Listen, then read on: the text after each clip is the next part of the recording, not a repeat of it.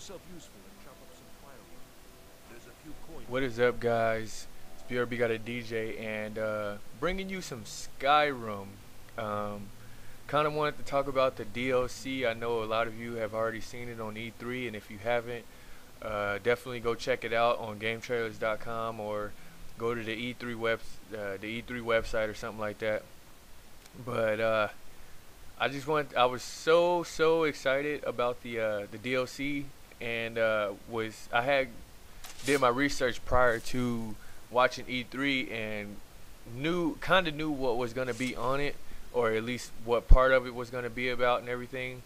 And it still was just like, I don't know, it was unreal to me to know that they're bringing out over 20 more hours worth of gameplay, and I think they said like two separate worlds that you can go into to do missions and everything like that. And as well as them adding different abilities and different weapons that you can get or craft or make or upgrade or whatever, to where you can I guess you can, what do you call it, where you can upgrade and kind of something you never had before or whatever, that you can have and use to kill people or whatever. And for me, I think the best thing about this DLC was something that I've been raving about the whole time. If you don't believe me, you can look up all my Skyrim videos and listen to what I was saying about what should be in Skyrim that wasn't in Skyrim prior to them announcing the DLC, and that was the ability to fly. I mean, it was something that I always hoped and prayed that they actually put in the game, and I knew since they were updating it to like do simple kill cams, simple like upgrades or whatever to the game, I knew that they were gonna add something, dramatic, and that they were able to do something that can dramatically change the game as far as your enjoyment of the game, the gameplay, and everything like that. And with that being said, also that they're also bringing in a new. I know you can already be a vampire, a werewolf, or whatever in the game currently, but with the DLC, you can be like a vampire lord or whatever. Kind of like if you guys haven't seen Underworld Evolution or whatever, that vampire, that pure vampire or whatever, in his regular bat form, or however you want to call it, I don't know what kind of form it is. That looks similar to the form that you can have in Skyrim, and also that form that you transform into, you can fly. You can fly across the world and stuff like that. It's just, man, when I seen that in the gameplay, like when somebody was flying and stuff like that, I just knew that Skyrim actually listens to the community and listens to what people want to see in the Skyrim game, to where you can keep making it playable and everything like that. It's already like still a very addicting game for most people that hasn't done almost all the achievements and everything like that, because I think I've got most of the achievements, me and a couple other of my friends. But Skyrim definitely hit the nail on the head as far as bringing out a great DLC to make people want to keep the game and make people want to download it. I think it's like $20.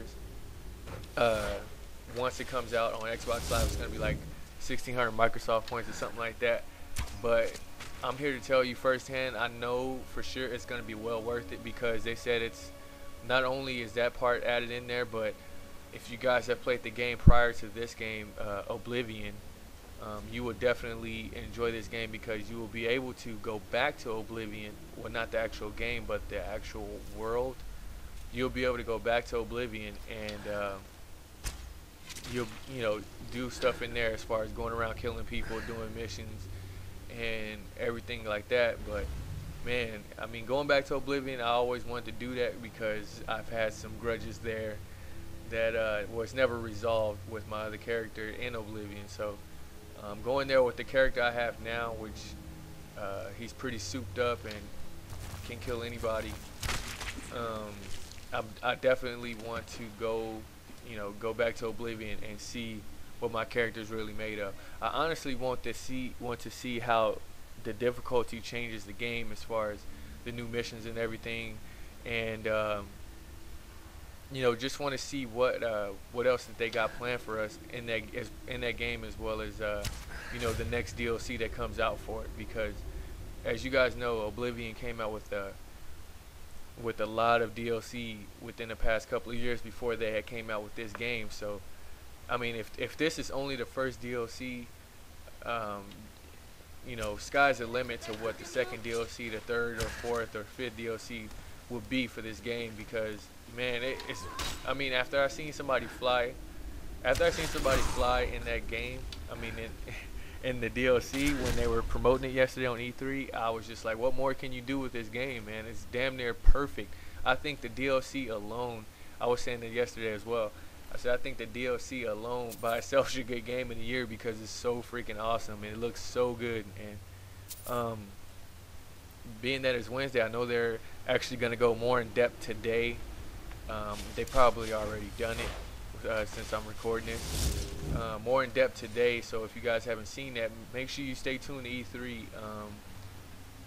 I know they're going to go more in depth about the DLC and what else we can be looking forward to as far as gameplay for Skyrim and everything like that. So I don't know, man. I'm really excited about the Skyrim DLC. I'm almost excited for the DLC. Well, actually, I am just excited for the DLC as I am for the Nintendo Wii. But I'm gonna save my afterthoughts of E3 and what I'm expecting to come out. I'm gonna save that maybe for another commentary. But this commentary right here is just about explaining to you guys what's in the or talking to you guys about what I think about the new DLC that's coming out for the Elder Scrolls Skyrim.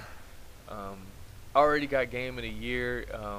It's just, I don't know, it's kind of like one of those, your favorite artists just come out with an album and you're like, man, he could do no better than this, and all of a sudden he comes out with an even better album and you're like, dude, what more can you do? And Skyrim has lived up to its potential and has soared beyond the potential of being one of the best games ever made in the history of video games. And I'm one of the guys that have played plenty of video games since I was a kid. I mean, I played everything all the way from the Nintendo, the Atari, all the way up to now. And I have to say, and I'm a huge Final Fantasy fan, don't get me wrong, I think that's also one of the best games ever made. But me personally, man, I have to say Skyrim by far, would I say by far? Yeah, I would. I'm not even going to go back on it. Skyrim by far is, after it's all said and done, would be one of the greatest individual games without multiplayer ever made. Which, if they would have added multiplayer, wow. I mean, that would be so fucking awesome just to have like a co-op or something going on with it. But that may be too much to ask, but whatever. I'm gonna throw it out there. But honestly, I think it's gonna go down in history as one of the greatest games ever made as far as creativity, graphics,